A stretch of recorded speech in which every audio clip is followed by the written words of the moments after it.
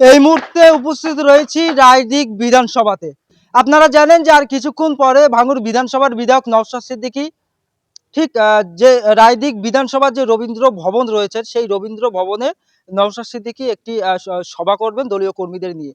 এবং তার আগে একেবারে যারা আইএসএফ নেতৃত্বরা এবং যারা সমর্থকরা রয়েছে একেবারে তড়িঘড়ি তারা কাজ করছেন, কোথাও বা ফ্ল্যাগ মারছেন, কোথাও বা নওশাদ সিদ্দিকীর ফেস্টুন মারছে, তারা কিন্তু তড়িঘড়ি কাজ শুরু করে দিয়েছে। এই মুহূর্তে আইএসএফ নেতাকর্মীরা তারা কতটা প্রস্তুতি নিলেন এবং প্রস্তুতির কাজ কতটা আগালো আমরা শুনবো বিস্তারিত। দেখুন, আজকের রায়দিঘি বিধানসভার অবজারভার আব্দুল মালিক মোল্লার সাহেবের নেতৃত্বে এবং কুলপি বিধানসভার মানে রায়দিঘি বিধানসভার দায়িত্ব নেতৃত্ব তাজউদ্দিনের নেতৃত্বে যে আজকের কাশীপুর রবীন্দ্র সদনে যে আজকের কর্মী সম্মেলন প্রস্তুতি অলরেডি শেষ মুহূর্তে। আর কিছুক্ষণের মধ্যে ভাঙড়ের বিধায়ক এবং অল ইন্ডিয়ান সেকুলার ফ্রন্টের চেয়ারম্যান পীরজাদা নওশাদ সিদ্দিকী ভাইজান তিনি আসবেন এবং কর্মীদের উদ্দেশ্যে তিনি বার্তা দেবেন কিভাবে আগামী দিন 2026কে সামনে রেখে কিভাবে লড়াই করবে বা যতটা আপ্রাণ চেষ্টা দিয়ে আমাদের দলকে কিভাবে শক্তিশালী হবে রায়দিঘি বিধানসভায়, সেই নিয়ে আজকের আলোচনা হবে। এবং কর্মী সম্মেলন একটা ইনডোর মিটিং আজকের এটা, এবং এখান থেকে বার্তা যাওয়ার পরে বুথ ভিত্তিতে অঞ্চল ভিত্তিতে আমাদের কাজ হবে। এবং ইন্ডিয়ান সেকুলার ফ্রন্টের একটাই বক্তব্য, সমাজ পরিবর্তন করার, এবং কোনো ক্ষমতার দখল নয়, শুধুই মাত্র সমাজ পরিবর্তন করার জন্যে। সেই লেগে আজকের আমাদের রায়দিঘি বিধানসভার কর্মী সম্মেলন আর কিছুক্ষণের মধ্যে অনুষ্ঠিত হবে। নওশাদ ভাইজান আসছে। দেখুন, ইন্দোরে যতটা লোক ধরবে ততটাই, কেন এটা তো ইন্দোর মিটিং, কর্মী সম্মেলন, এটা কোনো জনসভা নয়, প্রকাশ সভা নয়, এটা একটা ইন্দোর মিটিং। কর্মীদের সঙ্গে শুধু আলোচনা হবে।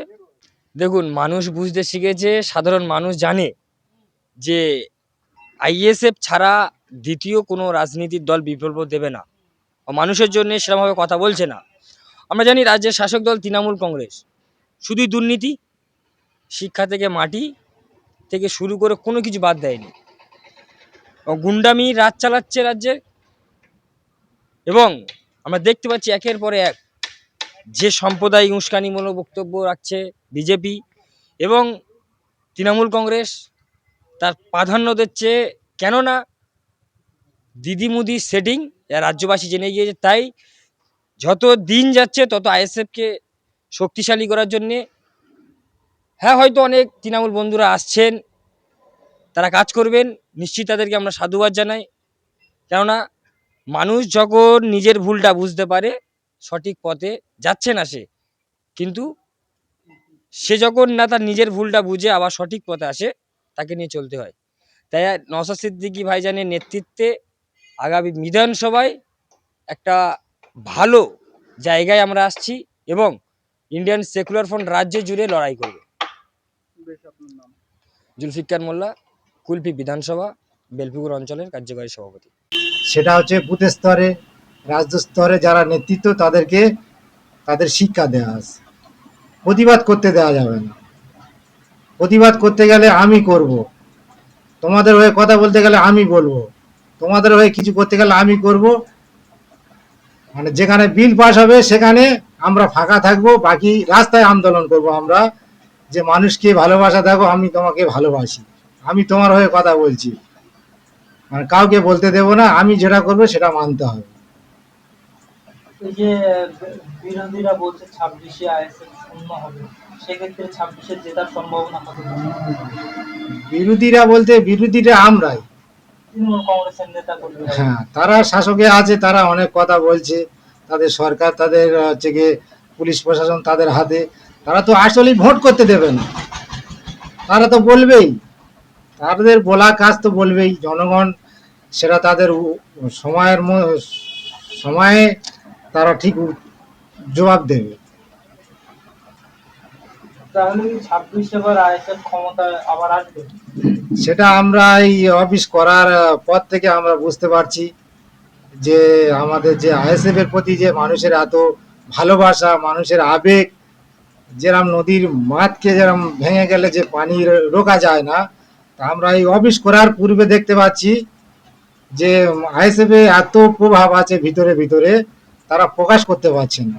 শুধু এই শাসক দুর্নীতি সরকার বা এই সরকারের মানে বিরুদ্ধে কথা বলার সাহস কারোর কুলোচ্ছে না। যেহেতু আমরা চোখে চোখ রেখে কথা বলছি, মানুষ আমাদের হচ্ছে গিয়ে পেছনে দুহাত ভরে সমর্থন করছে। আর সেই হিসাবে আইএসএফ এর নদীর বাঁধ যেমন ভেঙে যায়, পানিকে রোকা যায় না, এই অফিস করার পূর্বে পরে সেটা দেখা যাচ্ছে প্রচুর হারে আইএসএফ কে সমর্থন করছে। তারা হচ্ছে গিয়ে একাধিকবার আমাদের অফিসে এসে যোগাযোগ করছে। বা আরও আমি বলবো, আমাদের যদি কোনো কার্যকলাপ ভুল হয় সেটা আমি আপনাদের কাছে বলতে চাই, আমাদের ভুলটাকে ভুল বলবেন।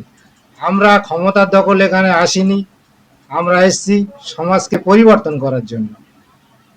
সমাজ যাতে পরিবর্তন করে যাতে নতুন সূর্য উদয় হয়, জনগণ তার ন্যায্য অধিকারটা সে যাতে পূর্ণভাবে পায়, আমরা সেই লক্ষ্যে আমরা এগিয়ে যাচ্ছি।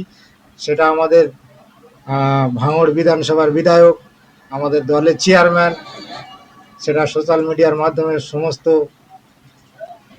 আপনার হচ্ছে কি বক্তব্য আপনারা সোশ্যাল মিডিয়ায় দেখছে। শওকত মোল্লা তো বিধায়ক একটা নয়, শওকত মোল্লা ওর মানে মাথা ঠিক নেই, ও ব্রেনের সমস্যা হয়েছে, সেটা আপনারা কম বেশি সোশ্যাল মিডিয়ার মাধ্যমে দেখছেন। কেন আমরা চাই যে ওই বিধায়ককে এখানে রাখা সম্ভব নয়, আমাদের রাজ্যে পুরো ভাইরাস তৈরি করে দিচ্ছে। ওই বিধায়ককে চাইছি আমরা বাইরে বিদেশে ওনাকে চিকিৎসা করার জন্য, কেন ওনার ব্রেনের যে সমস্যা হয়েছে, মানে ভুলভাল বকতে শুরু করেছে। দুদিন পরে আমরা সোশ্যাল মিডিয়ার মাধ্যমে দেখলাম উনি বলছে আমি যদি 2 ক্লাস আরো পড়তাম আলেম হয়ে যেতাম। আচ্ছা, উনি কি একটা আলেমের যোগ্য? যে হচ্ছে গিয়ে নটোরিয়াস ক্রিমিনাল, সেটা প্রকাশ্যে সোশ্যাল মিডিয়ার মাধ্যমে মুখ্যমন্ত্রী যার সার্টিফিকেট দেয়, সে জায়গায় ও আবার 2 ক্লাস পড়লে আলেম হয়, হয় কি করে? তাহলে ইয়ে হচ্ছে কি আমার জাতির কলঙ্ক, সমাজের কলঙ্ক। আর এর নাম যতটা কম বলা যাবে তত হচ্ছে কি স্বাস্থ্যের পক্ষে উপকার হবে, সমাজের পক্ষে উপকার হবে, জাতির পক্ষে উপকার হবে। মানে এর নাম বেশি বলে সোশ্যাল মিডিয়ায় ফুটেজ খাওয়ানো হচ্ছে, তাকে হচ্ছে গিয়ে বড় করানো হচ্ছে। কেন বিধায়ক কিন্তু শওকত মোল্লা একা নয়, বিধানসভার বিধায়ক 294টা বিধায়ক আছে, কিন্তু সোশ্যাল মিডিয়ায় টিকে থাকার জন্য শুধু শওকত মোল্লা করে আমরা তাদের উপরে তুলছি। যে যে জিনিসটা খায় তার সেই ঢেকুরটা ওঠে।